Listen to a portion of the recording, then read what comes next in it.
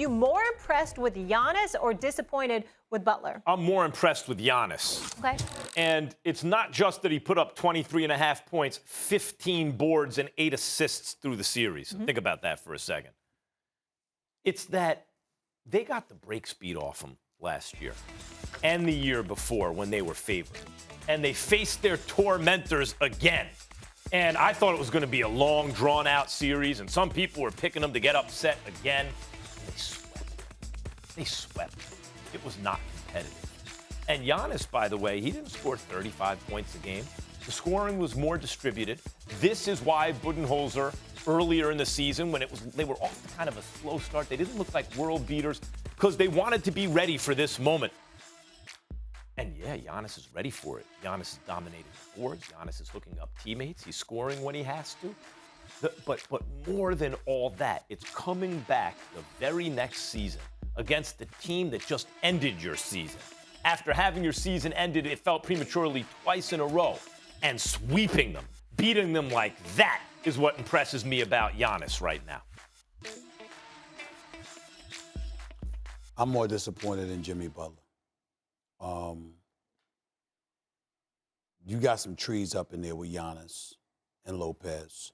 And the fact that you had Drew Holiday and P.J. Tucker, obviously it buffers your defense incredibly so. And we understand that the Milwaukee Bucks are legit, and this is a team to be reckoned with, and the Brooklyn Nets are going to have their hands full once they finish up this series against Boston.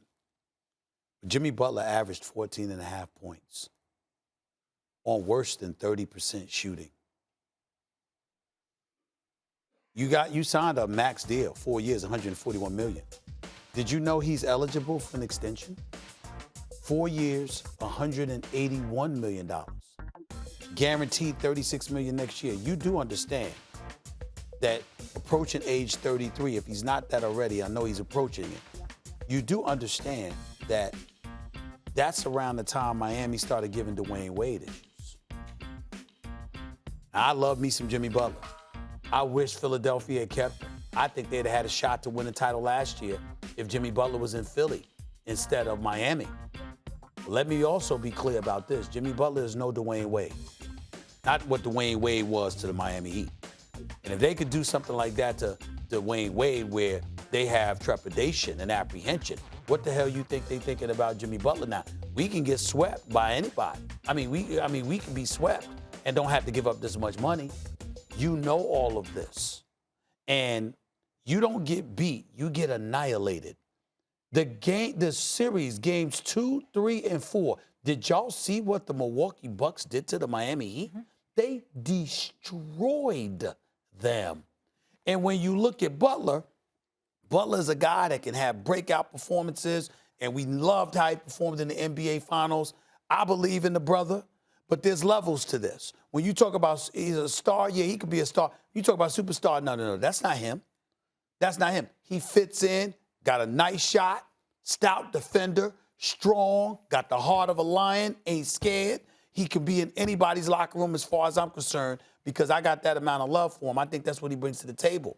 But at the same breath, your production does matter. And 14 and a half points ain't cutting it. You ain't just fitting in. You basically the face of the franchise.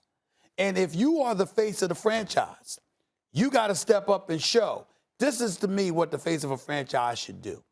Not them themselves saying it.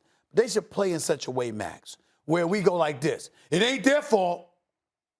We should be able to look at they got nothing to do with this. Like we look at Tatum against Brooklyn. It ain't his fault. Jimmy Butler got to where he is because his reach exceeds his grasp. He does not have the talent of a guy like Jason Tatum. Right. It's always, so you're right, when the athletic ability starts to come back a little bit as he gets older, he touched above star status, almost superstar status, based on his reach exceeding his grasp, but it did exceed it. And if he starts to fall back, obviously it's not good for his pockets. But Stephen A., what could he do in this series? Well, you got Bryn Forbes coming off the bench and not missing any shots. You got Middleton balling, Holiday balling. The attention you have to pay to the Greek freak, who was great in every I'm not blaming him for them What losing. I'm not blaming him for them losing. I'm saying that while you're losing, everyone's looking at you and like, where is he?